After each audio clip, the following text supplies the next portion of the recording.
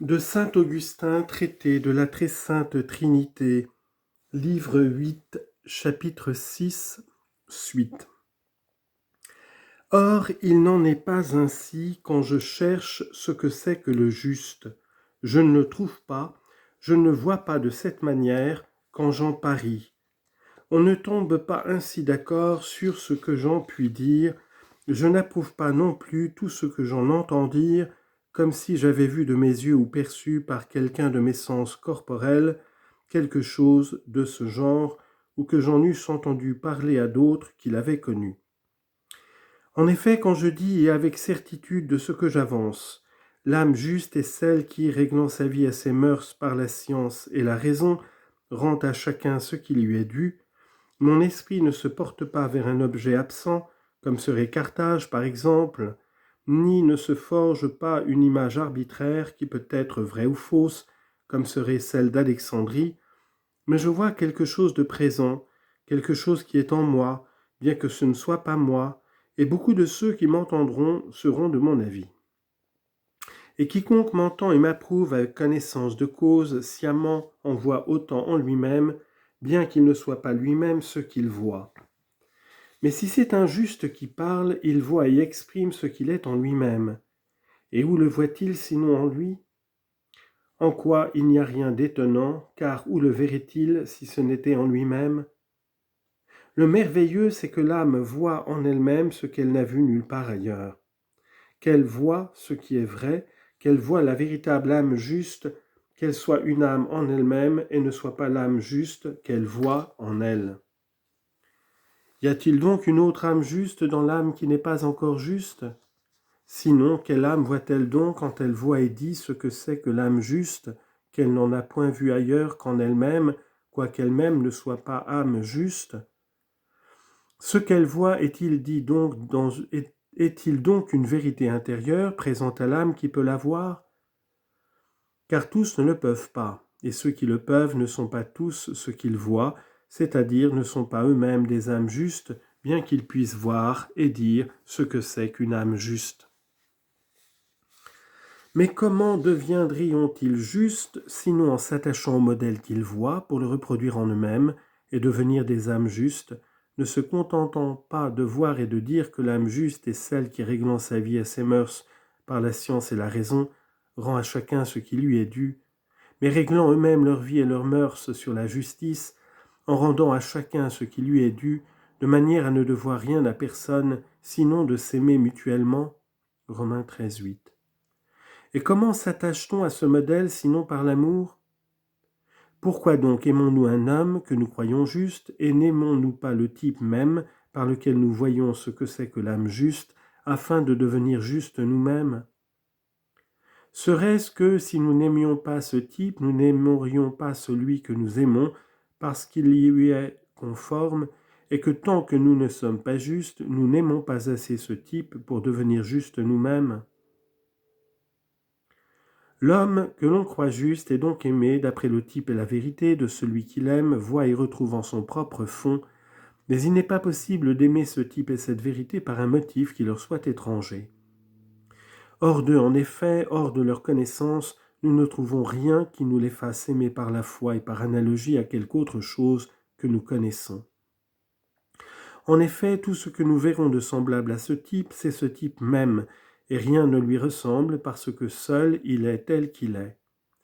Donc celui qui aime les hommes doit les aimer parce qu'ils sont justes ou pour qu'ils le deviennent, car il doit ainsi s'aimer lui-même de cette façon, ou parce qu'il est juste ou pour le devenir. Alors seulement il pourra sans danger comme lui-même.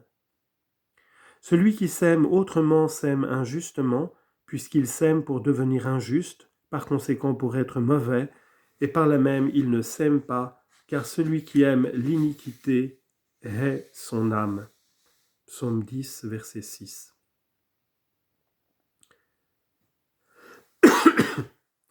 Chapitre 7 du véritable amour par lequel on parvient à la connaissance de la Trinité. Il faut chercher Dieu en imitant la piété des bons anges. Ainsi donc, dans la question de la Trinité et de la connaissance de Dieu qui nous occupe, le point principal est de savoir ce que c'est que le véritable amour, ou même ce que c'est que l'amour. On ne peut en effet donner le nom d'amour qu'au véritable amour, autrement c'est la passion. C'est donc par abus qu'on donne à la passion le nom d'amour et à l'amour le nom de passion. Or ce véritable amour consiste à s'attacher à la vérité pour vivre selon la justice, et par conséquent à dédaigner toutes les choses passagères par amour pour les hommes, par le désir de les voir vivre selon la justice. Nous pourrons alors être prêts à mourir utilement pour nos frères, suivant l'exemple que nous en a donné notre Seigneur Jésus-Christ.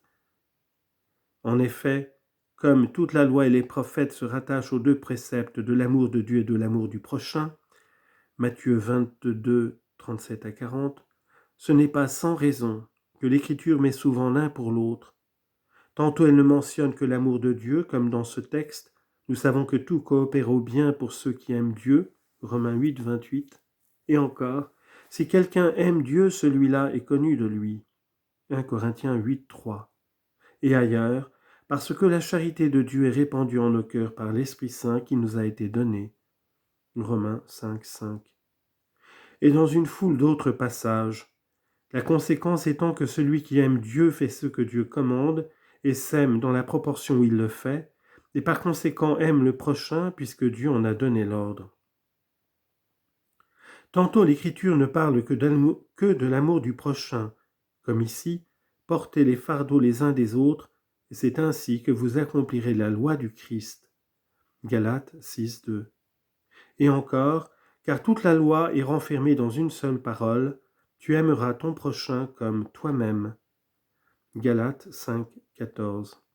Et dans l'Évangile, tout ce que vous voulez que les hommes vous fassent, faites-le leur aussi, car c'est la loi et les prophètes. Matthieu 7, 12. Dans beaucoup d'autres passages de ce genre, nous voyons que les saintes lettres semblent ne rattacher la perfection qu'à l'amour du prochain, en passant sous silence l'amour de Dieu, quoique la loi et les prophètes se rattachent à ces deux préceptes. Mais la raison en est que celui qui aime son prochain aime avant tout l'amour lui-même.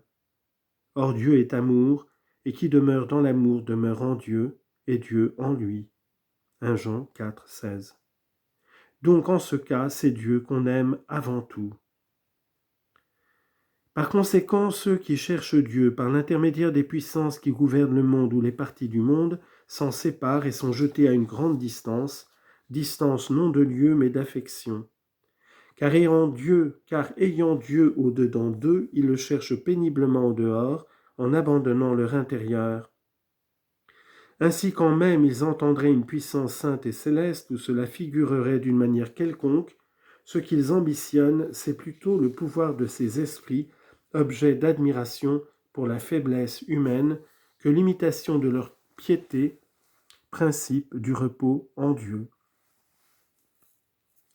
Ils aiment mieux par orgueil pouvoir ce que peut un ange, que d'être par dévotion ce qu'est un ange. Car ce n'est pas de lui-même qu'un saint tient son pouvoir, mais de celui de qui vient tout pouvoir légitime, et il sait qu'être uni au Tout-Puissant par une pieuse volonté est le signe d'une plus grande puissance que de pouvoir par sa volonté propre produire des œuvres redoutables à ceux qui ne jouissent pas d'une telle faculté. Ainsi le Seigneur Jésus-Christ lui-même, tout en opérant de tels prodiges, mais voulant donner de plus hautes leçons à ceux qui l'admiraient, et ramener aux choses éternelles et intérieures leurs esprits attentifs et comme suspendus à des miracles de l'ordre temporel, leur disait « Venez à moi, vous tous qui prenez de la peine et qui êtes chargés, et je vous soulagerai. Prenez mon joug sur vous. » Il ne leur dit pas « Apprenez de moi que je ressuscite les morts de 4 jours, mais bien apprenez de moi que je suis doux et humble de cœur. » En effet, une humilité inébranlable est plus puissante et plus sûre qu'une hauteur bouffie d'orgueil. Aussi ajoute-t-il, et vous trouverez du repos pour vos âmes. Matthieu 11, 28 à 29. Car la charité ne s'enfle pas. 1 Corinthiens 13, 4. Et Dieu est amour. Jean 4, 8. Et les fidèles lui obéiront avec amour. Sagesse 3, 9. étant ramené des bruits du dehors aux joies silencieuses. Voilà que Dieu est amour, pourquoi donc aller recourir dans les hauteurs des cieux et dans les profondeurs de la terre à la recherche de celui qui est en nous, si nous voulons être en lui ?